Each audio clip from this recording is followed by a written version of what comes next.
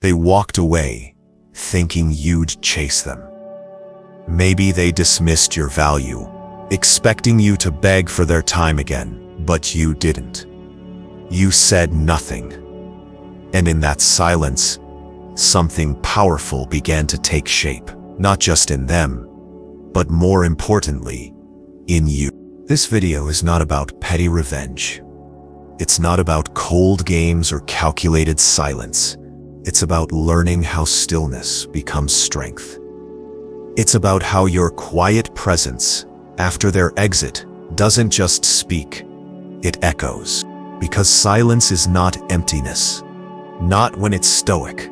Not when it's chosen. When someone dismisses your worth and you don't scream, argue, or plead, but simply stop. It shakes the ground more than 1,000 words ever could. And this video will show you why. If that message already resonates with something you've lived, or something you're becoming, make sure to subscribe to the Everlasting Stoic. These are not just lessons, they're reminders of the power already within you. If the silence you've held has meaning, then so does your next step. Let's walk it together. Chapter 1. Silence cuts deeper. There is a moment, after someone discards you, when every cell in your body screams for response, to defend your worth, to prove them wrong, to make noise, because rejection feels like a punch to the soul, and everything inside you wants to push back, to show that you're still standing. But the Stoic path doesn't answer with fury. It responds with silence, deliberate, grounded, and unbending. And that silence, it cuts deeper than any reaction ever could. You see, when someone chooses to dismiss you, they expect friction. They expect the energy exchange. The protests, the long messages, the pleas, the attempts to reclaim your place. That's the cycle they're familiar with, where ego battles ego, and validation is bartered in a storm of words. But when you go quiet, truly quiet, you shift the dynamic entirely. Suddenly, they're alone in their echo chamber. No feedback, no drama, just the weight of their own decision bouncing back at them. And here's what makes silence so powerful. It doesn't offer them anything to push against. You're not fighting. You're not arguing. You're not trying to be understood. You simply vanish from the emotional battlefield. That's when their imagination starts working overtime. They wonder why you didn't fight. They wonder if you ever cared. They wonder if maybe, just maybe, they were the ones who weren't enough. People don't fear being hated. They fear being irrelevant. They fear their actions not mattering. And when you remain still, you confront them with that fear. Your quiet becomes a mirror. And in that mirror, they no longer see your need. They see their own impulsiveness, their own arrogance, their own mistake. Now let's be clear. This is not about manipulating anyone. It's not some cheap tactic to make them miss you. This is about preserving your dignity when it's under fire. It's about understanding that energy is currency. And when someone shows they can't spend it wisely, you stop giving it. Silence becomes your boundary. Not a wall of anger, a wall of peace. In that peace, you start to realize something unexpected. You feel the sting of rejection, but it fades faster than you thought, because without all the noise, you start hearing your own voice again. You begin to see that what hurt most wasn't their absence, but the illusions you wrapped around them, the pedestal you built, the expectations you carried. And now, in the stillness, you're dismantling all of that, brick by brick. There's a reason why some of the strongest people in history practice silence. Not because they had nothing to say, but because they refused to waste their breath where it wouldn't be honored. In ancient Stoic tradition, silence wasn't weakness. It was self-mastery. The man who does not speak when provoked, not out of fear but out of calm control, is a man who cannot be moved by shallow winds. And you, right now, are learning that mastery. They may scroll through their messages, half expecting your name to appear. They may glance at their notifications, wondering why you haven't posted, haven't reacted, haven't cracked. They might even replay the last words you said, trying to find something that explains your stillness. And they won't find it, because the explanation isn't for them, it's for you. The quiet you offer now is not emptiness.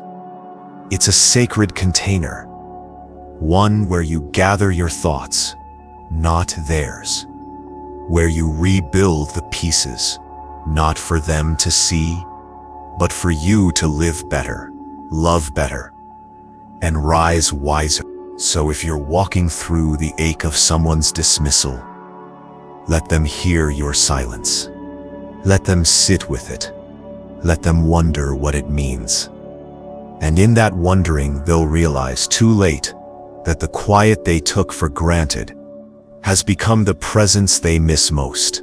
If you've ever gone quiet and found peace on the other side, I invite you to share that experience in the comments. Someone out there might need to know that strength is found not in noise but in stillness. Chapter 2. They expect your chase. When they walked away, they didn't fear losing you. They assumed they could, that you'd try to win them back. That, eventually, you'd fold. You'd break the silence. You'd find some excuse to reach out, to explain yourself, to reattach the threads they carelessly snipped. That was their script, one they've seen before. Maybe even one they've written for others. But you didn't follow it. You rewrote the ending. And now, that quiet you've maintained has them second-guessing the power dynamic they once felt sure of. Because the truth is, many people don't leave out of strength. They leave expecting power. They expect to feel wanted in their absence. They expect their disappearance to trigger a chase. One that feeds their ego, that reassures them they still matter, that you'll be there loyal and waiting, no matter how they treated you. And when that chase doesn't come, it shakes them. They expect desperation. They don't know how to handle grace. You see, when you don't chase, you do something rare. You create space, not just physical space, but emotional space. The kind of space that forces reflection, that echoes louder than confrontation ever could. And while they may pretend not to notice behind the scenes, they're checking, watching, wondering, why hasn't he or she messaged? Why didn't they fight for me? Were they ever that into me? Or did I just lose someone who finally knew their worth? Those questions, they sting, and they keep coming. Because the longer you remain quiet, the clearer your message becomes. You are not to be played with. Chasing someone who rejected you is an attempt to prove your value to the very person who already denied it. And that's beneath you. The Stoic doesn't run after validation. The Stoic builds such a solid inner world that the opinion of the one who walks away carries no more weight than a breeze across still water. When you let go of the chase, you're not showing indifference. You're showing self-respect. That's what they didn't see coming. It's worth asking, why did they expect the chase in the first place? Often, it's because you gave too much, too freely. You showed up, you cared, you extended kindness, understanding, patience. Sometimes even when it wasn't reciprocated, and when people become accustomed to that kind of energy, they begin to assume it's endless. But it's not. It's a gift.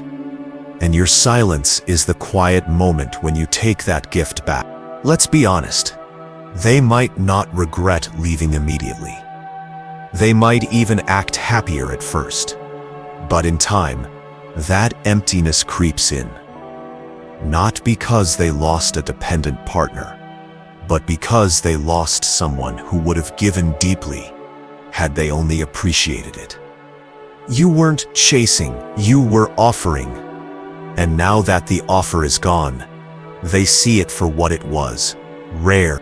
And while they're processing all that in silence, you're doing something powerful. You're not sitting by the phone, hoping. You're realigning. You're taking all the energy that once went toward chasing them, and you're investing it into becoming someone even you admire. You're refining your focus, returning to your purpose, sharpening your mind, strengthening your heart. You're moving forward, not around in circle. And this part is important. You're not waiting for them to notice. That would still be about them. No, you're becoming unshakable because it is who you are. Because the one thing stronger than the desire to be seen is the decision to see yourself clearly. So let them expect the chase. Let them wait for the message that never comes. Let them sit in their assumptions and feel the discomfort of realizing they misread your depth. Because you weren't someone who chased. You were someone who chose. And when you choose to walk away without a word, you leave behind something far more haunting than any goodbye. You leave behind a question they can't answer. Why did they stop needing me? If you've ever held your silence when everything inside you wanted to reach out, and you grew stronger because of it, share your thoughts below. Your story might help someone else stop running after those who were never meant to be chased. Chapter 3. Your strength surprises. They didn't expect you to be this strong. Not really. Perhaps they saw glimpses of it. In your tone, in your posture, in the way you carried yourself when things were good. But deep down, they thought you'd fold. That underneath the calm exterior was someone afraid to lose them. Someone dependent. Someone who would bend the moment tension arose. But when the moment came, when they pulled back, dismissed you, or outright let you go, you didn't scramble to fix it. You stood still, and that stillness, it spoke of strength. They never anticipated. Strength, true strength, is often misunderstood. It's not loud. It's not reactive. It doesn't come in raised voices or frantic explanations. It's quiet, composed. It's the kind of presence that doesn't need to prove itself, because it already knows its worth. That's the strength you're showing now, and it unnerves them. They might not admit it.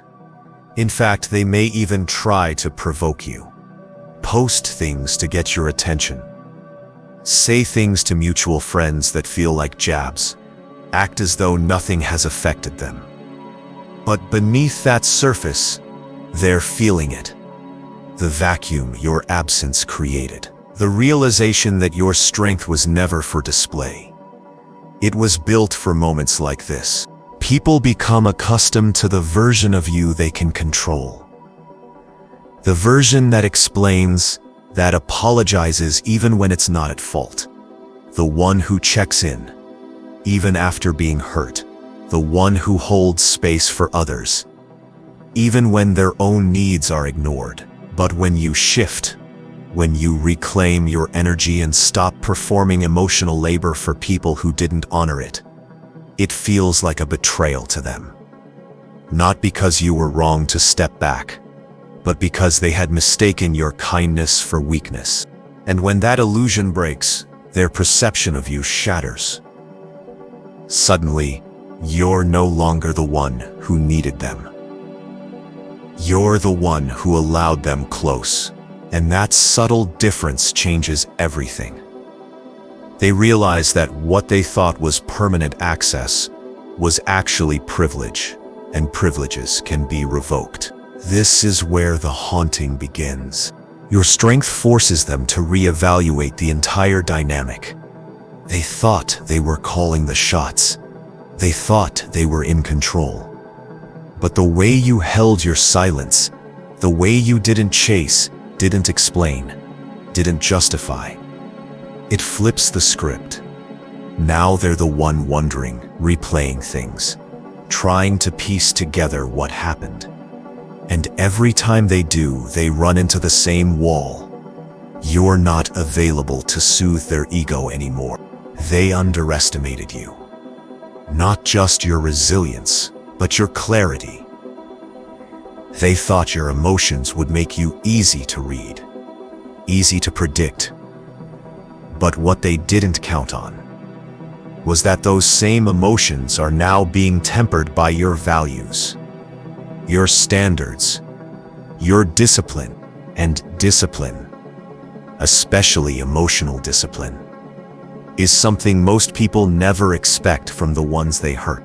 That's the part that stings most. That you didn't just survive what they did. You transformed through it. You didn't let it break you. You let it break the illusion. And from that clarity, you're building a new foundation, one not rooted in them, but in something immovable. In this stillness, you are redefining what it means to be strong. You are learning that strength is not about being unaffected. It's about being conscious and choosing your reactions with intention. It's about holding back when every nerve is telling you to lash out. It's about having the emotional range to feel deeply, and yet the presence of mind to remain steady. That strength, the kind that comes from within, is undeniable. And yes, it surprises them, because it's rare. You've become a mirror they can't avoid. A reminder that strength doesn't always look like detachment. Sometimes it looks like someone who cared, choosing themselves anyway. So let them be surprised. Let them struggle to reconcile the image they had of you with the reality you're becoming. Let your strength be the silence that echoes longer than any words ever could. If someone once underestimated your strength, and your silence proved otherwise, feel free to write about it in the comments. Your story might be the reflection someone else needs to find their own power. Chapter 4. Their pride takes a hit. There's a certain pride people carry when they think they have the upper hand. It's subtle, sometimes even unconscious, but it's there. A belief that they can walk away and you'll crumble, that their silence will sting more than yours, that their rejection defines the story. And for a time, they believe it. They wear that pride like armor, convincing themselves that they've made the right choice, that you'll be back, that you'll break first. But then, you don't. You don't text. You don't explain. You don't orbit them online. You don't react. You don't beg for clarity or closure. You simply stop showing up. And that's when their pride, that quiet, inflated certainty, begins to crack. Because pride feeds on response. It needs an audience to feel important. It needs your reaction to validate their decision. But when you offer nothing, no confirmation of their impact, no visible bruise where they struck, their pride goes hungry. And it begins to starve. This is the part they didn't see coming. They thought they had you figured out, that you'd cycle through denial, anger, bargaining, that you'd do all the emotional legwork while they stood back and watched. But instead, you stepped off the stage. You exited the play entirely, and without you there to play your part, their script falls apart. At first, they might double down. They may act colder, post things designed to sting, speak as if they've moved on, as if you were just a phase. But these are defense mechanisms, attempts to patch the cracks in their pride. Because underneath all that noise is a quieter question they don't want to ask. Did I overplay my hand?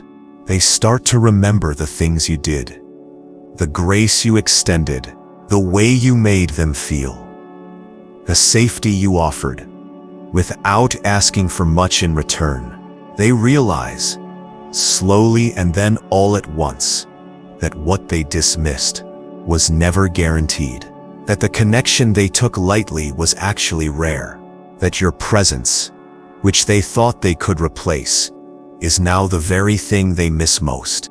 And here's where it cuts deeper. Their pride doesn't just suffer because they lost you. It suffers because you didn't fight to stay. They told themselves a story where they were the prize, the one being pursued. But now they're confronted with a reality where you walked away without looking back. And that reversal stings. It humiliates. It humbles. You've taught them something they didn't know they needed to learn. Not everyone chases. Not everyone pleads. Some people love deeply, give freely, and then walk with elegance when they're no longer seen. And now, your silence is louder than their ego. It's a quiet that exposes their insecurities.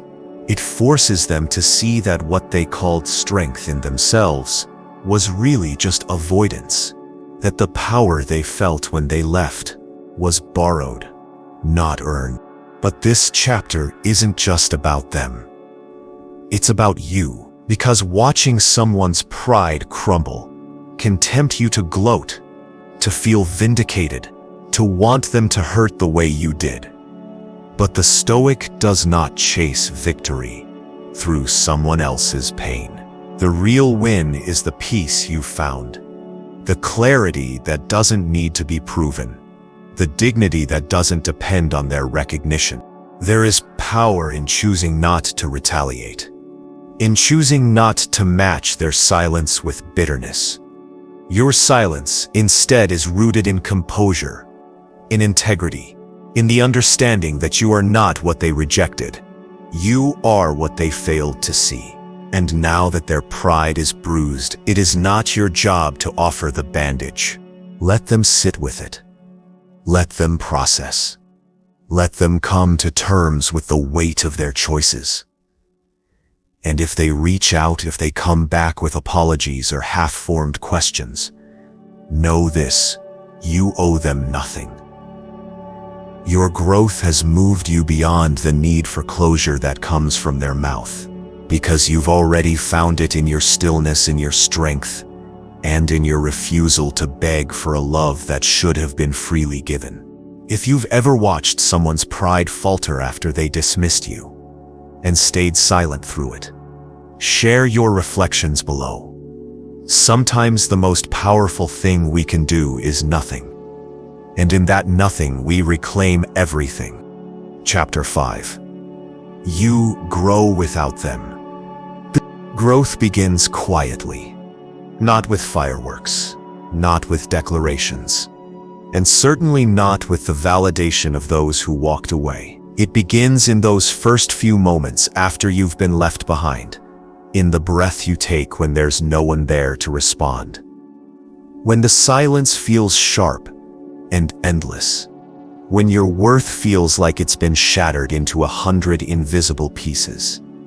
That's where it begins, not in comfort, but in discomfort. Not in company, but in solitude. You didn't ask for this distance, but now that it's here, you've started to realize its gift. Because when someone dismisses you, you're faced with a choice. You can chase after them. You can pour your energy into proving they made a mistake. Or you can turn inward. You can step back, breathe deep, and start building yourself in ways you were too distracted to before. Not for revenge, not to impress them, but because now, without their voice in your ear, you can finally hear your own. And what it tells you, slowly, steadily, is that you're not broken. You're unburdened. You begin to notice how much time you used to give to overthinking, to replaying their words, to editing yourself so you wouldn't scare them off, to holding back parts of your truth so they would stay. You remember how you waited for their moods to shift, how you tried to soothe the unspoken tension, How you read between every silence, every "I'm just tired." And now, without their energy clouding yours, you feel something you forgot you had. Space to rediscover who you are when you're not trying to be chosen. Space to explore your passions without asking if they approve. Space to sit in your own silence, not theirs, and find peace there. And from that space, something sacred emerges. Growth that is self-initiated, not reactionary. This kind of growth doesn't come with applause. It comes with long mornings where you decide to show up for yourself, even though no one's watching. It comes with nights where the ache creeps in and you don't numb it. You breathe through it. You journal. You read. You walk. You lift. You sit still. You return to yourself again and again until the self you once abandoned starts trusting you again. And slowly, you start to like this version of you. The one who no longer needs someone else's presence to feel complete. The one who sets goals not to distract from pain, but because there's joy in becoming. The one who no longer romanticizes people who couldn't handle your depth. Growth, you discover, is not always explosive. Sometimes, it's just making your bed before the sun rises. Sometimes, it's saying no to things that drain you. Sometimes, it's speaking your truth, even when your voice shakes. And sometimes, it's doing absolutely nothing at all, and being okay with that. They don't see this. Not right away. Because they expected the version of you they left behind to linger. The one who doubted themselves. The one who over-explained. The one who tried too hard. But that version is dissolving now, with each passing day, with each quiet decision. You are becoming someone they no longer recognize and someone you're finally proud to know. And here's the part they can't compete with. Your growth doesn't center them. It doesn't need them. In fact, it thrives in their absence. Because now, you're no longer looking for external permission to evolve. You've stopped waiting for them to say, you were worth it. You've started saying it to yourself.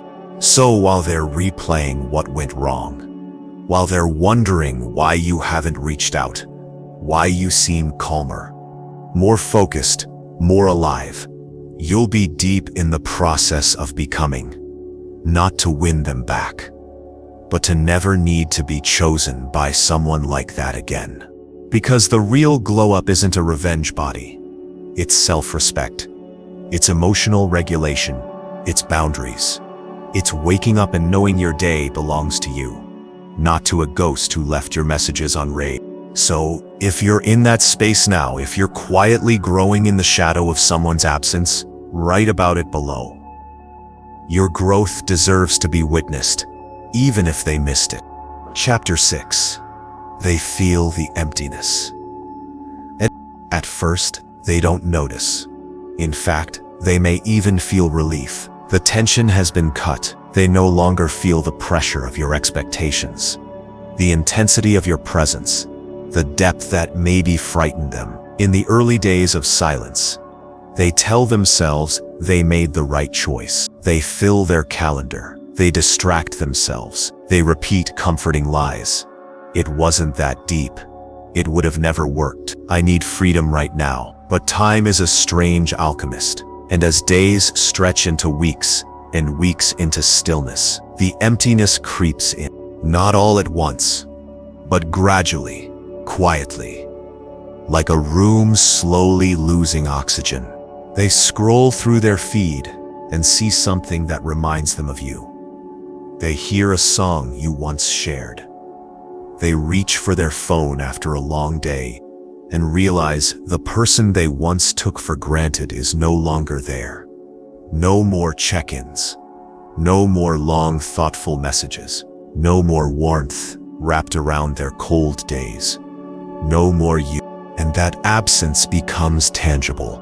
Because what they miss isn't just your words, it's the feeling behind them. It's the way you remembered the little things. The way you made space for their chaos. The way you noticed when something was off. Even when they didn't say a word, they start to realize that your presence was more than attention. It was care, unspoken, consistent, quietly powerful. Now, without it, their world feels thinner. The distractions they once used to avoid intimacy now ring hollow. The connections they replaced you with feel surface level. Their phone is full of names, but none of them know how to see them like you did. And that realization is heavier than they expected. Because the emptiness isn't just a lack of conversation, it's a lack of connection. They start to replay the moments where they dismissed you. The texts they ignored. The affection they met with sarcasm. The vulnerable truths you offered that they brushed off. And in that replay, regret begins to form. Regret. Not always sharp and dramatic, but slow burning. Like a whisper that grows louder each time they sit alone with their thoughts. And they wonder, did I let go of someone real? That question haunts them. Not because they suddenly see your perfection, but because they realize how few people in this world offer love that is genuine, patient, and deep. And when you were in their life, they mistook it for convenience. Only now do they see it was sacred. But it's not just about missing your love, it's about missing who they were when you were around. Because whether they admitted it or not, your presence challenged them to rise, to reflect, to feel. And now, without that mirror, they slip back into numbness, into autopilot. And it doesn't feel good. They won't always reach out. Pride may block them. Fear of your indifference may keep them silent. But inside, there is a growing emptiness they can't explain, and it lingers. This is why your silence is more powerful than any confrontation. Because it allows them to sit with their own emptiness. It gives them the room to feel what you once filled, and to realize it wasn't your responsibility to stay full when they kept emptying the cup. Meanwhile, you are no longer waiting. You're not hovering over your screen, hoping for their return. You're moving, creating, becoming. Your life is filling with new light, new depth, new presence. And the contrast, their growing emptiness and your quiet expansion, is where the true reversal occurs. They had you and didn't feel it. Now they feel your absence and can't have you. And there is no silence more haunting than the one filled with that truth. If you've ever felt someone wake up to your absence far too late, or sensed that their silence began to shift from indifference to regret, feel free to share what that moment was like. Someone out there may need to know they're not alone in being missed after being misunderstood.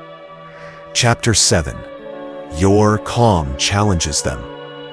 There is something deeply unsettling about someone who does not flinch when they're expected to. About someone who remains grounded while others play games. About someone who responds to silence, not with chaos, but with peace. That is the power you now carry, and it unsettles them in ways they don't fully understand. Because your calm is not just the absence of noise. It's not resignation. It's not pretending. It's not detachment masking pain. No, your calm is a decision, a posture, a discipline earned through emotional fire. And the person who left you behind, who dismissed you or devalued your presence, didn't expect to face this version of you. They expected volatility, drama, a broken sense of self scrambling to put the pieces back together. What they got instead was silence, like still water, composure that doesn't need an audience, a quiet so poised that it begins to feel like a judgment on their own restlessness. Your calm now confronts them, not loudly, but persistently. They might not speak of it, They might still pretend they're fine, even proud of their choice. But when they see you not reacting, not trying, not performing, not proving, they are forced to look inward. Because if you can move forward without them, if you can smile again without bitterness, if you can show up in the world with full presence and grace, then maybe the version of the story they told themselves wasn't true. Maybe you weren't dependent. Maybe they weren't as vital to your peace as they thought. And that realization, even if unspoken, becomes a bitter pill. They begin to question the narratives they've used to justify what happened. The ones that painted you as too much or too needy or just not aligned. Those narratives crumble when they see the peace you've built. Because peace doesn't grow in desperation. It grows in people who know who they are, even when the world around them changes. You've become a contradiction they can't explain. A person who once cared deeply, who once gave openly, now no longer available to soothe their ego. And you're not doing it with anger. You're doing it with poise, with stillness, with no need to explain your absence. That's what challenges them. Because if you were acting out, they could dismiss you. But you're not. You're simply living, and doing so in a way that makes them realize what they lost wasn't just your presence. It was the version of themselves they could have become with you. Your calm shines a light on their chaos. And that's uncomfortable, because now, the contrast is glaring. You are centered. They are not. You have moved into acceptance. They remain in avoidance. You have transformed your silence into growth. They are still trying to outrun their own reflection. And here's the deeper truth. Your calm now acts as a kind of silent accountability. Not because you're trying to prove anything, but because your very existence disproves the excuses they made. They told themselves you were overly emotional. Now you are serene. They thought you would fall apart. Now you are thriving. They assumed you were dependent. Now you are whole. And visibly so. This is not about superiority. It's about evolution. You've chosen the harder path, to feel, to process, to grow. They chose avoidance. And while that may work in the short term, it leaves them circling the same internal patterns your calm presence now highlights with painful precision. They begin to wonder what it would have been like to grow beside you, to match your steadiness, to rise with you instead of against you. And that wondering becomes a quiet regret, one they might never voice, but one they will carry, because calm is contagious and also confronting. So if you're walking through life now with a deeper sense of self, if your peace has become your new standard and someone else's chaos can't penetrate that, honor it. You've earned it. And if you've ever seen your calm change the dynamic with someone who once had power over you, feel free to share that shift in the comments. Your calm is not just yours, it's a beacon. Chapter 8. They rethink their choice. It begins with a whisper, not a loud realization. Just a thought, a flicker, an echo that won't go away. Something feels off. Something they can't name, and it usually hits them in the still moments, late at night, in the gaps between distractions, when the phone's gone quiet and they're left with nothing but their own thoughts. That's when they feel it. The hollowness of the decision they made. The sharp edges of what they threw away. That's when the rethinking begins. At first, they push it down. Pride still speaks louder than truth, but it creeps back, because memory has a funny way of reshaping itself in your absence. They start to remember not what annoyed them, but what moved them. They remember the sound of your voice when you were vulnerable, the way your eyes softened when you listened, the steadiness you offered when life around them felt unsteady. They remember being seen, and they remember being cared for. Truly, they thought they were choosing freedom, but what they chose was distance. And now that distance feels heavier than they imagined. They may look back at their own behavior and feel a quiet guilt rising. Not necessarily because they intended to hurt you, but because they now realize how careless they were with something sacred. They recall moments when you reached out with grace and they met it with coldness. They think of your silence now, not as indifference, but as a boundary they pushed you into. And that thought lingers. The people who rethink their choice are rarely bold enough to admit it outright. Instead, they test the waters. A subtle like on a post. A casual message after weeks of silence. A question disguised as small talk. They may even try to downplay what happened, pretend nothing ever truly broke, but you know better. Because you lived through the break. You felt the ache. You sat with the void while they ran from it. Now, they're circling back, not because they're ready for you, but because they're starting to feel what it meant to lose you. And here is where your strength must meet their hesitation. Because while they're just beginning to rethink the story, you've already rewritten it. You've moved into new chapters, ones where you are no longer available to people who waver when it comes to you, ones where your love is not a safety net, but a standard. And that difference matters. Let them rethink their choice. Let them sit in that space of uncertainty. You don't owe them clarity. You don't need to explain your silence or your distance. The very fact that they're wondering now, questioning their move, means your silence carried truth. It meant something, and now it's their turn to sit with it. Because what they're really reckoning with isn't just the loss of you, it's the loss of the version of themselves they were around you. The one who could have grown, who could have learned to love better, who could have faced their fears instead of projecting them. But that opportunity passed. You were there. You offered it. And now they are no longer choosing. They are hoping. Let them hope. You don't need to destroy them. You don't need to shame them. You don't even need to respond.